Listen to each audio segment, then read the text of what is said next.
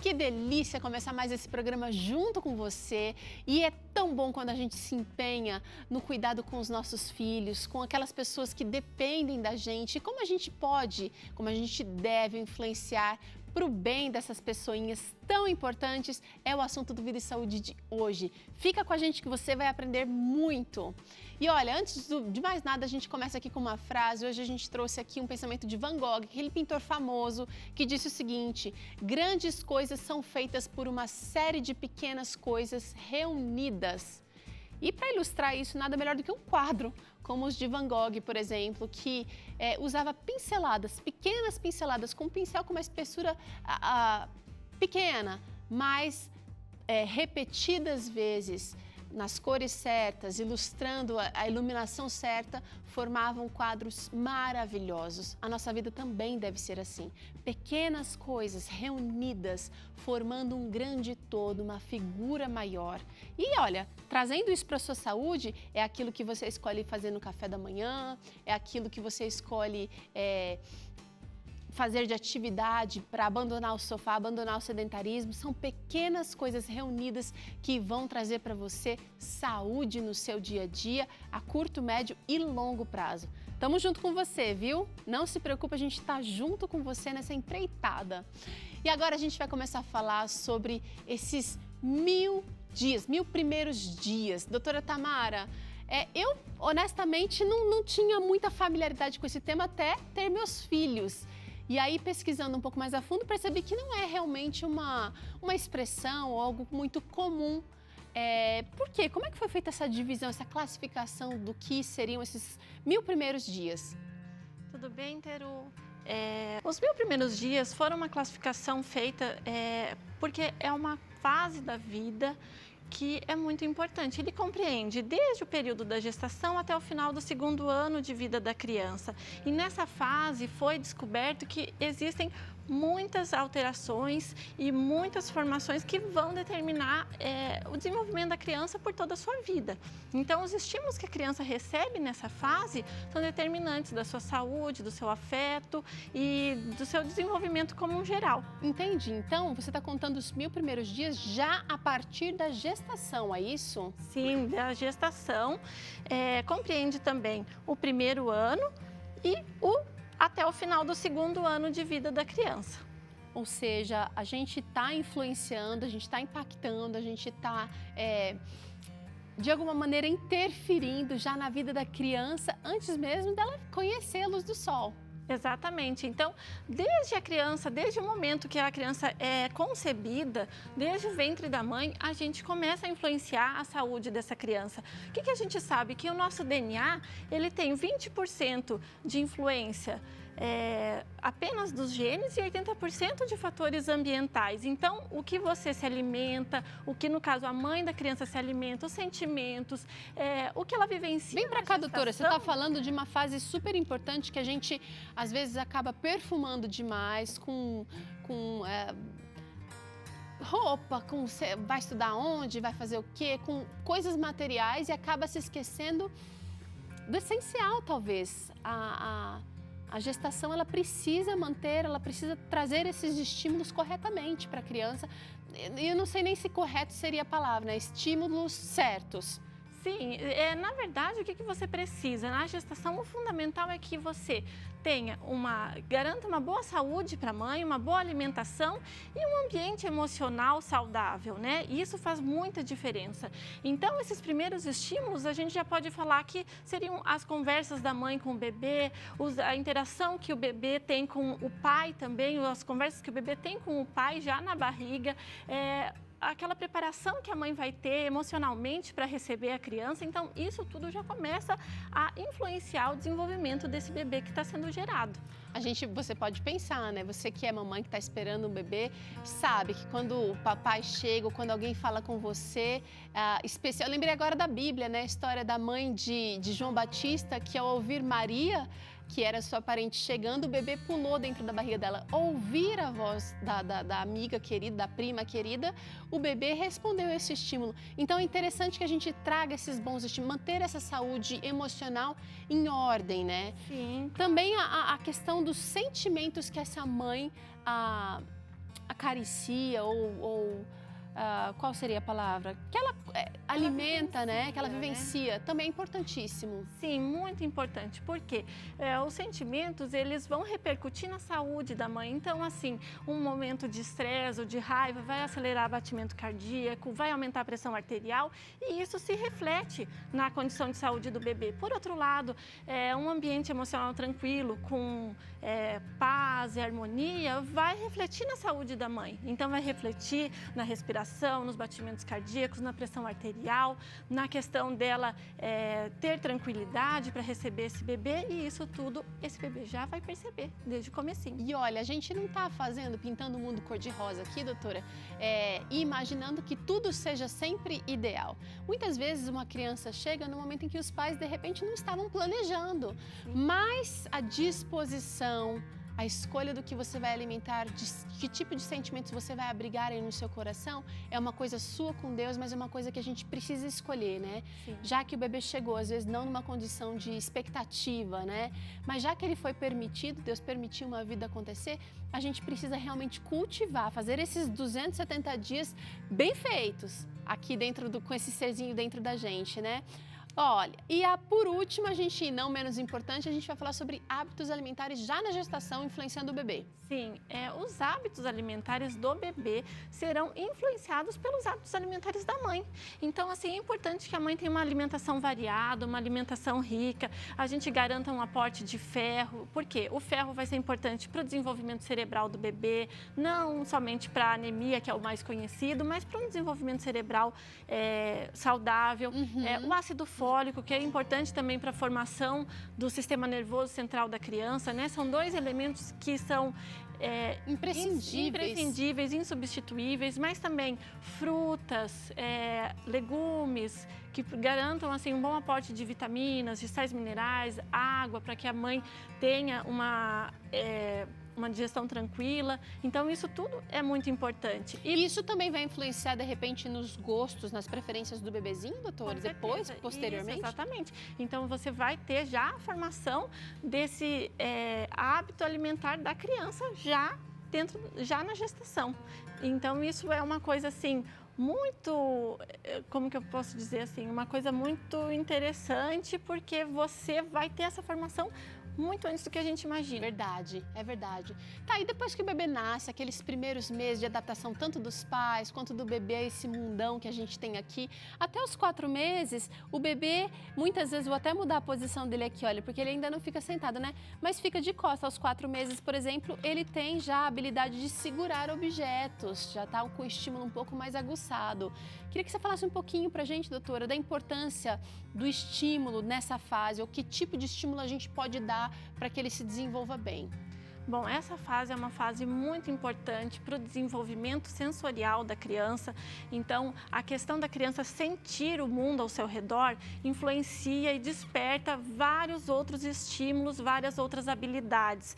Então, é legal, é importante que os pais ofereçam várias texturas para a criança conhecer o molinho, o mais firme, o áspero, o frio, o quente. Isso vai despertar várias sensações nessa criança.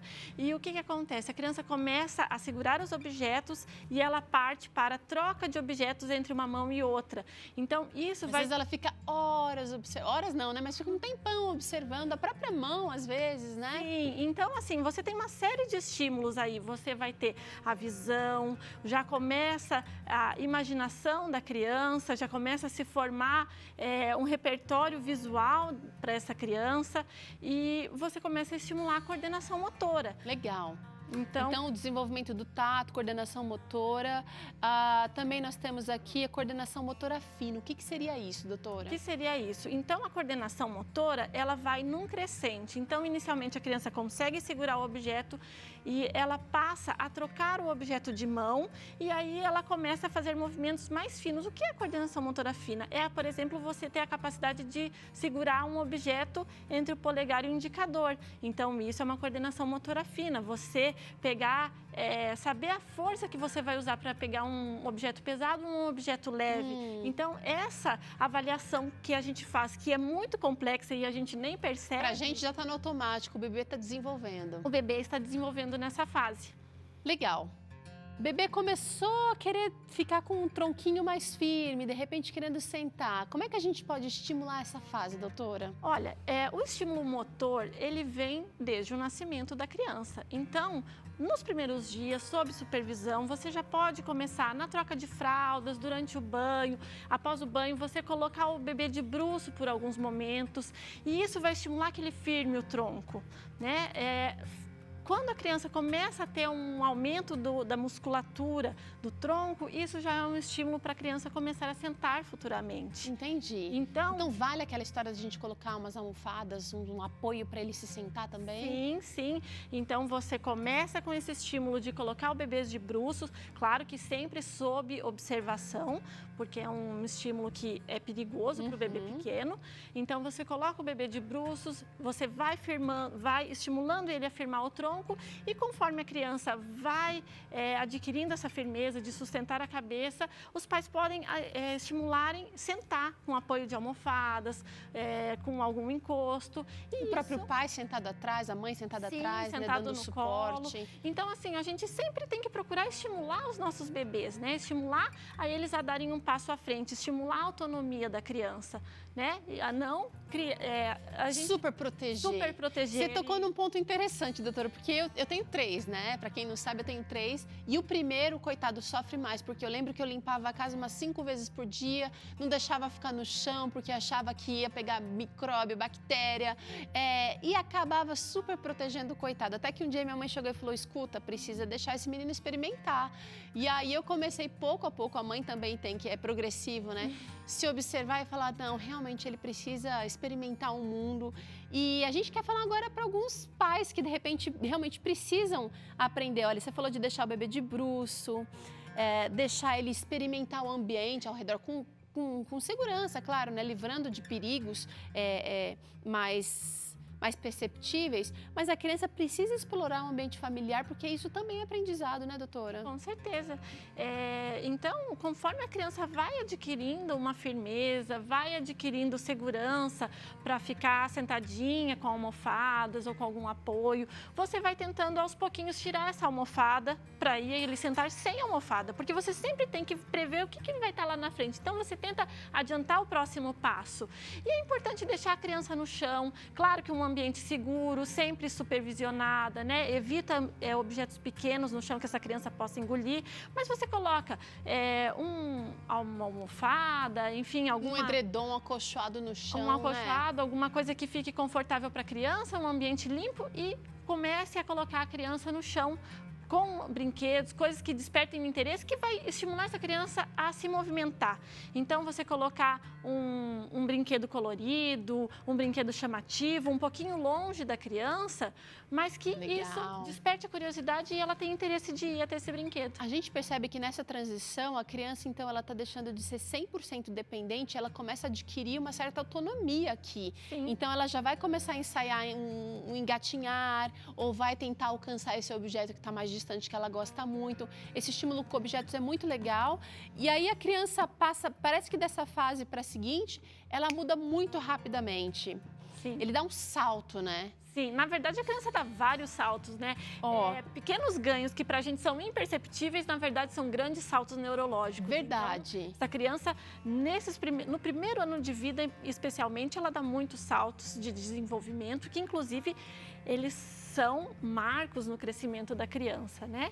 Então, tem diversos saltos aí nesse desenvolvimento. Doutora, nessa fase aqui, o andar descalço, ela ganha um significado, ou ganha, na verdade, uma importância que talvez os nossos avós, nossas mães não podiam nos dar, porque acreditava-se que andar descalço pega resfriado, e realmente é muita friagem, mas os benefícios de andar descalço são muitos. Queria que você falasse rapidamente para a gente sobre essa fase. Bom, então assim, depois que o bebê começa realmente a ganhar essa autonomia de se movimentar sozinho, começa aí os esboços para o bebê começar a andar. Alguns bebês engatinham, outros não, outros já passam direto para a fase de andar, mas de qualquer forma é importante que os pais deixem as crianças ficarem descalças, porque você pode colocar novamente um forro no chão, alguma coisa que melhore a temperatura para a criança, mas a atividade sensorial que o pé sem calçado tem é muito maior. Então, ali existem a formação de várias sensações. E essas sensações ajudam a desenvolver o equilíbrio, ajudam a desenvolver a postura, evitam que a criança tropece. Então, a criança que fica descalça, ela tem menos chance de tropeçar porque ela tem uma sensibilidade maior. E a gente tem que pensar que esse bebê nunca sentiu o mundo e ele começa a sentir nessa fase. Legal. Então, com os pés. E a própria anatomia vai ajudar nessa fase de firmar, né? Firmar toda essa autonomia que ele vem ganhando. Sim, claro. E a anatomia, na verdade, será ajudada. Porque andar descalço vai propiciar que você tenha a formação do arco plantar. Então, quem já deve ter, todos já devem ter visto, tido contato com o pezinho plano. Então, a gente pode ajudar a criança a formação do arco plantar, deixando com que ela fique descalça. Então, a gente vai ter um ganho anatômico e um ganho sensorial imenso com a criança descalça. Legal. Por fim, a gente tem aqui nessa fase ainda uma fase que uma dica muito legal e que faz a diferença de um mundo para a criança, que é o elogio, que é o estímulo positivo, né? Sim, todos nós precisamos, né? Não somente os bebês. Esse reforço, opa. Esse reforço, ele vai... dá chão pra gente seguir em frente, né? Até os nossos últimos dias. Então, esse é do começo até a eternidade. Legal. Mas, assim, no começo, inicialmente, ele é muito importante. Então, o que acontece? O bebê começa a andar, ele tropeça. Isso é normal, todo bebê vai tropeçar. É importante que o pai fique ao lado, ajude. Não faça pela criança o que ela precisa fazer sozinha. Muitas vezes ela vai precisar cair para conseguir aprender, mas que você fique do lado, olha, meu filho, levanta ou comemore. A criança às vezes não vai entender as suas palavras, ela não tem o vocabulário, mas ela vai entender a sua expressão. Ela pega tudo. Ela vai entender seu tom de voz, ela vai ver o seu olhar. Então, isso é muito importante para a criança, a sua presença e o seu apoio. Legal, muito legal. Também não super proteger nessa fase, porque quando a gente super protege, a gente acaba limitando o aprendizado, ou limitando uma fase tão bonita e importante, o desenvolvimento da criança. Bom, depois a criança ganha o mundo, né? Começou a andar e aí tem pai que fica descabelado, correndo atrás, preocupado, mas ela está experimentando o mundo com tudo que ela pode. Sim. Nesse período, a conversa entre o bebê e os pais ou os cuidadores é essencial para o desenvolvimento da criança. Sim, como a gente falou ali atrás, já desde a gestação a conversa é fundamental. Então, assim, você manter com o seu bebê uma conversa, olho no olho. É que aqui eu acho que talvez a conversa, o oral, né? Porque às vezes a conversa aqui não vai ser muito do blá, blá, blá, mas a conversa aqui, ela ganha, o significado já faz mais sentido, né? Sim, exatamente. Então, o bebê começa já nos primeiros meses a balbuciar e ele vai aprender a falar, a se expressar ouvindo, interagindo. Então, é importante essa comunicação com outras crianças, com outros adultos, e você explicar o que você está fazendo, você dá a chance da criança saber o que você está mexendo. Então, você apresenta um objeto. Olha, essa é a colher, essa é a bola, essa é a cama. Ou a gente vai ao médico, lá no médico vai acontecer tal coisa, ele vai te examinar, porque essa previsibilidade dá segurança para a criança. Dá segurança para a criança. Sim, você conversar com o bebê e você explicar, você apresentar o mundo. Você está apresentando o mundo para uma pessoa que não conhece o mundo. Então, muito pense legal. a honra que você tem nesse momento. É uma honra ser pai, mãe ou cuidador de alguma criança, porque você tem a chance de apresentar o nosso mundo para alguém. Com certeza. Doutora, isso foi só um pouquinho, eu tenho certeza, desse universo, desses primeiros 1000 dias. Então, eu quero te agradecer pela participação aqui no Vida e Saúde hoje, viu? Muito obrigada pelo convite. E a gente ela volta aqui em outros programas falando sobre outros assuntos de pediatria. A gente vai fazer um rápido intervalo agora. Na volta tem aula para você suar a camisa e step. E ainda aqui no programa vamos ensinar você a fazer esse sagu com creme de baunilha, uma delícia. Sai daí não, a gente já volta.